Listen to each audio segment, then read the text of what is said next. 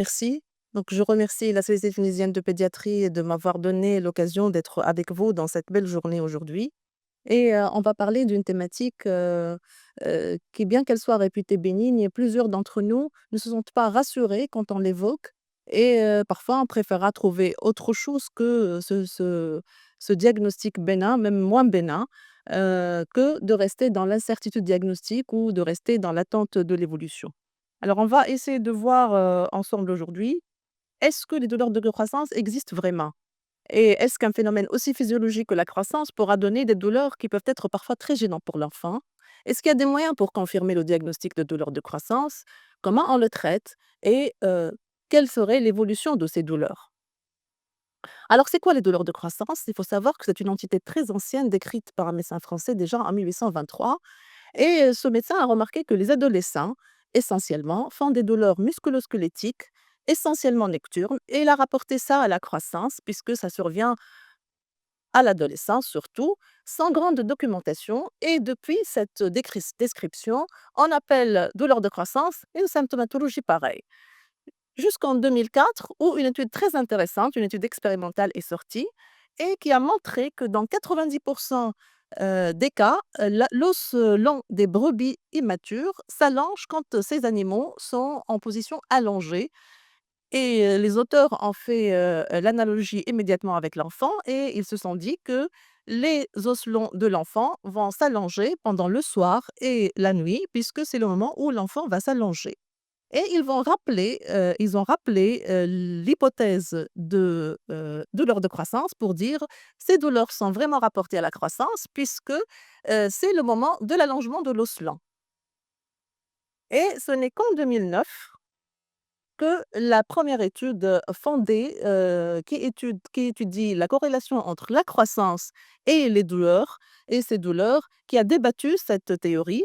Alors c'est une étude, rétrospective sur 3 ans, qui a étudié 532 enfants présentant les douleurs de croissance et qui a, inclus les enfants qui ont leur carnet de santé avec la courbe de croissance et cette étude était très intéressante parce qu'elle a montré que dans 85 des cas, les douleurs de croissance n'ont aucune corrélation avec le pic de croissance, c'est-à-dire avec une vélocité optimale de la croissance. Et depuis, plusieurs études ont confirmé ce résultat, que ces douleurs ne surviennent pas du tout au moment du pic de croissance. Et donc, on a un problème de taxonomie. Donc, il fallait trouver une terminologie qui se rapporte plus à la description clinique de cette entité et plusieurs descriptions ou plusieurs appellations, ont été avancées. Essentiellement, les douleurs des membres inférieurs récurrentes de l'enfant, les douleurs paroxystiques nocturnes, de l'enfant et les douleurs bénignes paroxystiques nocturnes des membres inférieurs de l'enfant. Cependant, jusqu'en 2025, l'appellation de douleur de croissance est prédominante dans les articles. Alors, et si on cherche à définir les douleurs de croissance, on va trouver une grande ambiguïté dans la littérature. Et là, c'est une revue de la littérature publiée en 2022 qui a analysé 145 articles, 8 bases de données de médecine électronique et les 6 classifications internationales de définition des maladies. Alors, dans les articles et dans les bases électroniques, il n'y avait aucune définition claire des douleurs de croissance et dans les 6 classifications de la maladie, il y avait que 2 qui, définissent, qui avancent des définitions, pour les douleurs de croissance et ce qui est plus curieux que ces 2 classifications donnent 2 définitions différentes des douleurs de croissance et donc devant toute cette confusion de la littérature, il était essentiel d'établir des critères de diagnostic. Ces critères de diagnostic ont été établis en 1986 et révisés en 2004. Alors, ces critères de diagnostic vont faire passer le diagnostic des douleurs de croissance d'un diagnostic d'élimination où il faut tout rechercher pour retenir finalement les douleurs de croissance, d'un diagnostic positif proprement dit, où il faut collecter les éléments positifs et négatifs pour le retenir. Alors, il y a 4 critères obligatoires d'inclusion et 5 critères d'exclusion. Un enfant qui a des douleurs de croissance, il a des douleurs de façon intermittente, c'est-à-dire il doit passer des jours sans douleur. C'est des douleurs qui apparaissent en fin de la journée ou la nuit. Elles sont absentes le matin. L'enfant va se réveiller le matin sans douleur. Elles sont bilatérales, Elles sont localisées au niveau des membres inférieurs, essentiellement, au niveau du mollet, au niveau de la face antérieure, de la jambe, autour, du genou, mais pas au niveau du genou. L'examen physique, systémique devrait être strictement normal et si des explorations sont faites, elles doivent être normales. Alors, les douleurs ne doivent pas être persistantes, c'est-à-dire il doit avoir, comme on a dit, des moments où il n'est pas algique. L'intensité n'est pas croissante. Si les douleurs de croissance commencent, modérées, elles resteront modérées. Si elles commencent très gênantes, elles resteront très gênantes. Les douleurs ne persistent pas le matin. L'unilatéralité, on va donner une remarque sur ça. Les douleurs ne sont jamais articulaires et à l'examen physique, il y a aucune anomalie, il y a pas, de signes d'arthrite, il y a pas, des signes infectieux et si les examens complémentaires sont faits, si elles sont pathologiques, c'est un critère d'exclusion. Alors par rapport à l'unilatéralité, c'est vrai que la dernière révision de ces critères, c'est en 2004, mais de plus en plus, les orateurs, considèrent que les douleurs de croissance peuvent être unilatérales et peuvent toucher les membres supérieurs. Alors là, c'est la plus grande étude prospective qui a traité le sujet de l'offre de croissance, donc qui a analysé les caractéristiques et épidémiologiques et cliniques et évolutives. C'est une étude prospective faite sur 3 ans. Alors, ceux qui sont inclus dans l'étude, leurs parents vont recevoir un message téléphonique toutes les 15 jours pour demander si leurs enfants ont présenté des douleurs de croissance ou pas, des douleurs musculo-squelettiques ou pas. Et dans le cas où le parent répond oui, il aura un entretien téléphonique pour préciser toutes les caractéristiques de ces douleurs. Et cette étude a inclus les enfants âgés de 3 à 6 ans au début, c'est-à-dire au début de l'étude, et l'ensemble des enfants inclus étant 777 patients. Et le résultat était très intéressant. D'abord, le premier résultat, c'est que les douleurs musculo-squelettiques étaient très fréquentes et ça a touché presque 70% des enfants. Dans presque un quart des cas, c'est des douleurs qui sont vraiment des douleurs de croissance répondant aux critères d'inclusion et d'exclusion des douleurs de croissance.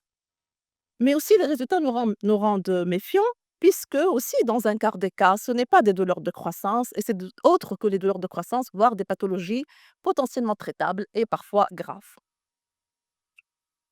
Alors, comme vous voyez sur ce schéma, les douleurs de croissance, c'est dans la majorité des cas au niveau des membres inférieurs, mais c'est vrai que ça peut toucher les membres supérieurs et c'est vrai que ça peut toucher les membres et supérieurs et inférieurs. C'est des douleurs généralement décrites comme diffuses au niveau de tout le membre, c'est-à-dire l'enfant ne peut pas localiser exactement la douleur, mais les 2 localisations principales, s'il va localiser, c'est autour du genou, sans grande précision, mais c'est pas articulaire et au niveau du tibia, la face antérieure, du tibia et des mollets. Rarement, ça peut toucher les fesses. Ces douleurs surviennent essentiellement en fin d'après-midi, la soirée ou la nuit, réveillant le patient, mais ça peut survenir le matin, mais on va retenir ça avec, réserve. Alors jamais 7 jours sur 7 pour ces douleurs. Les douleurs de croissance doivent laisser l'enfant asymptomatique quelques jours de la semaine, quelques jours du mois. La fréquence la plus retrouvée étant 1 à 3 fois par semaine, c'est quand même fréquent.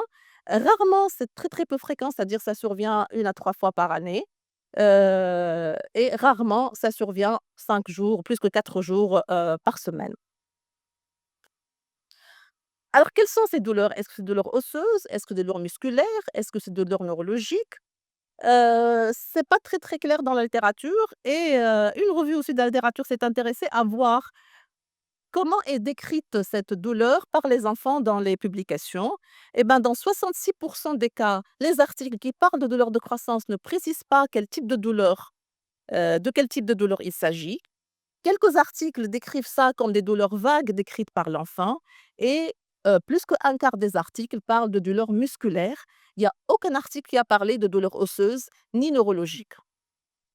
Plusieurs articles aussi et plusieurs études ont confirmé que ces douleurs vont survenir, vont s'intensifier le jour où l'enfant fait une activité physique extraordinaire ou inhabituelle. Heu et il faut savoir que dans plus que 50 des cas, ces douleurs n'ont aucun retentissement sur l'enfant et s'ils ont un retentissement, ils vont retentir sur le sommeil. Donc dans un quart des cas, ils retentissent sur le sommeil et bien sûr, tout ce qui va, tout ce qui va, avoir comme déconcentration le lendemain à l'école. Maintenant, est-ce que les parents des enfants qui ont des retards de croissance se sont, gênés ou pas? Eh ben, c'est une étude comparative qui s'est intéressée à, comparer la qualité de vie, le score global de qualité de vie, les scores d'anxiété, les scores de dépression chez les parents ayant des enfants avec retard de croissance et ceux, de contrôle. Heu, sur le plan score global de qualité de vie, il y avait pas de différence. Sur le plan signe d'anxiété, il y a pas de différence, mais ils ont trouvé quand même que les mamans qui ont des enfants avec de l'ordre de croissance ont des signes de dépression significativement plus importants que, les mères dont les enfants ne souffrent pas de ces douleurs. Est-ce qu'on a besoin de faire des examens complémentaires ou pas si on suspecte ou on évoque le diagnostic de douleur de croissance?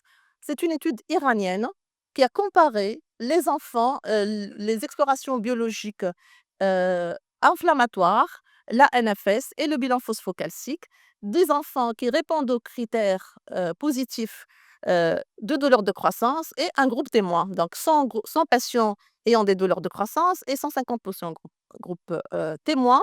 Donc il y a presque aucune différence dans, la biologie de ces enfants et donc la conclusion, c'est qu'on n'a pas du tout besoin de demander des examens complémentaires quand on est, dans les critères, corrects du diagnostic de douleur de croissance.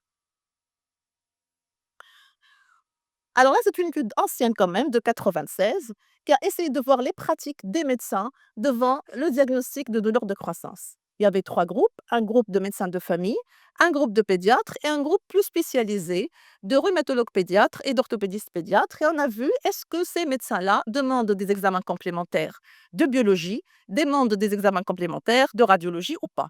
Est-ce qu'on a trouvé que les médecins, pédiatres et les médecins rhumatologues et orthopédistes demandent beaucoup moins d'examens complémentaires biologiques que les médecins de famille et tout le monde demande des examens complémentaires type radiologie standard. Il n'y a pas de différence significative.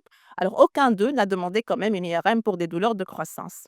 Et ce qui est encore plus intéressant, c'est qu'ils ont trouvé que les médecins de famille demandent ces examens-là, pas par méconnaissance, mais c'est le groupe qui répond le plus à la pression des parents. Est-ce que ça a changé depuis le temps, depuis 1996? Eh ben, en 2022, on trouve toujours que nous demandons dans un quart des cas des examens complémentaires biologiques et radiologiques devant un diagnostic évident de douleur de croissance. Alors, sur le plan pratique, quand est-ce qu'on retient les douleurs de croissance? Eh ben, chez un enfant âgé de 3 4 ans jusqu'à 12 ans, qui a les 4 critères d'inclusion et 0 critère d'exclusion. La présence d'un critère d'exclusion, fait, reconsidérer le diagnostic.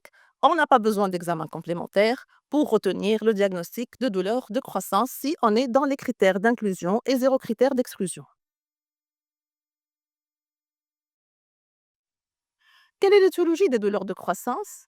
Il faut savoir aussi que dans la littérature, c'est très ambigu. Il y a plusieurs théories qui sont avancées. Il y a des théories malformatives, il y a des théories, mais cette revue de la littérature a essayé d'analyser les articles qui, sont les plus fondés et les études qui sont les plus, hypothétiques et qui ont fait des études valables pour les étiologies des douleurs de croissance. Et la conclusion, c'est que l'étiologie reste toujours non connue. Elle est certainement, plurifactorielle.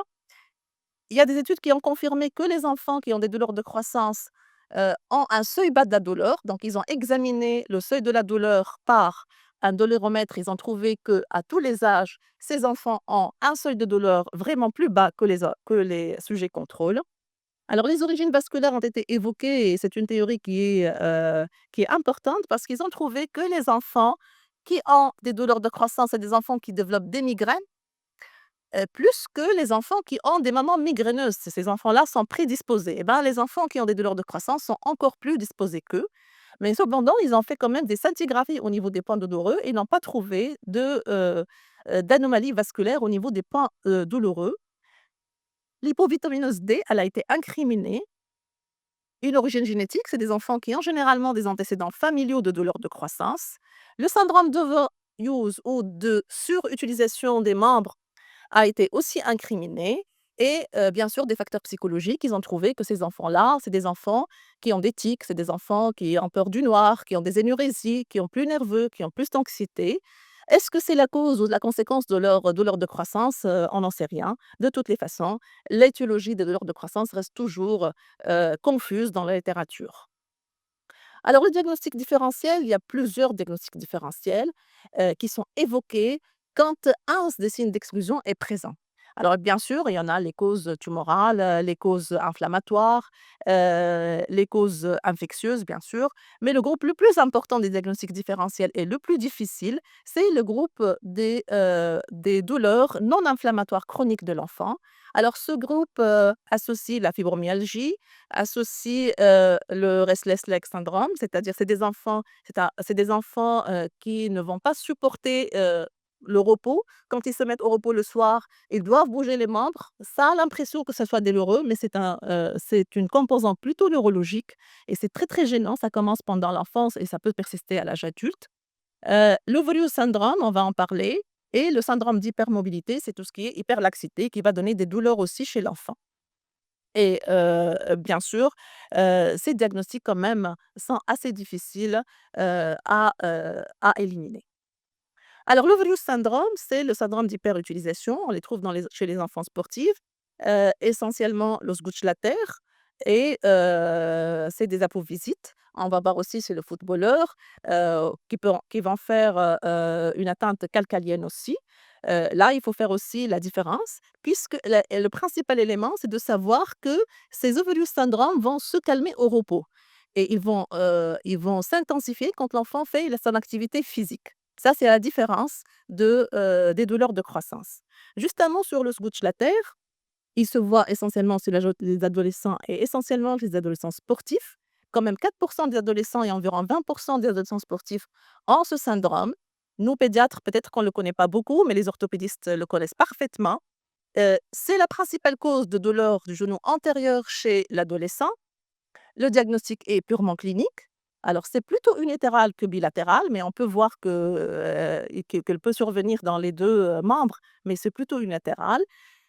Il s'intensifie durant l'activité sportive, mais l'enfant ne le rapporte pas et surtout au retour des matchs de foot et cetera. Donc l'enfant est très algique le soir. C'est reproductible à la palpation. Généralement, c'est une douleur au niveau de la tuberositibiale antérieure et quand on palpe là, on va reproduire, la douleur. C'est en fait une tension qui s'exerce par le ligament sur l'os puisqu'il y a une hypersollicitation et qui va donner parfois un arrachement, au niveau de cette insertion ligamentaire. Les examens radiologiques, si elles sont faites, elles ne sont pas obligatoires, ils vont montrer ou bien une radio normale ou bien cet arrachement. Alors, quel est le pronostic des douleurs de croissance? Il y a eu une étude qui a concerné 44 enfants avec douleurs de croissance et on va, demander, aux parents par rapport aux signes cliniques au début et après 5 ans, et ben, dans 50 des cas, après 5 ans, ça va diminuer et aucun cas n'a persisté pendant l'adolescence. Alors la prise en charge thérapeutique, pas grande chose. Si on fait correctement le diagnostic, on doit se rassurer d'abord et rassurer les parents. C'est très, très important de rassurer les parents parce qu'ils vont transmettre leur anxiété à l'enfant. On peut utiliser des antalgiques, surtout avant une activité sportive. Parfois des antialèses si les antalgiques ne marchent pas heu, pendant la douleur ou avant l'activité, sportive. Ben, la question de massage a été très évoquée dans la littérature et apparemment c'est efficace, donc il faut faire des massages au moment des crises. Il faut parler à l'enfant. Il faut pas arrêter les activités sportives, c'est ce que font les parents généralement, parfois les médecins. Il faut éviter de prescrire le repos à l'enfant et bien sûr toujours rassurer les parents. Alors, les douleurs de croissance ne sont pas associées à la croissance. C'est un motif fréquent de consultation en première ligne en pédiatrie, en rhumatologie pédiatrique et en orthopédie pédiatrique aussi. Il faut savoir que le diagnostic est purement clinique, on n'a pas besoin d'examen complémentaire. Il faut appliquer les critères diagnostiques. Ça va nous permettre de minimiser le risque de omettre un diagnostic différentiel pouvant être parfois grave ou potentiellement traitable. Bien que bénigne, et d'évolution favorable, elle peut être responsable de troubles de sommeil et de dépression, des parents. La prise en charge, c'est de rassurer essentiellement les enfants et leurs parents. Merci.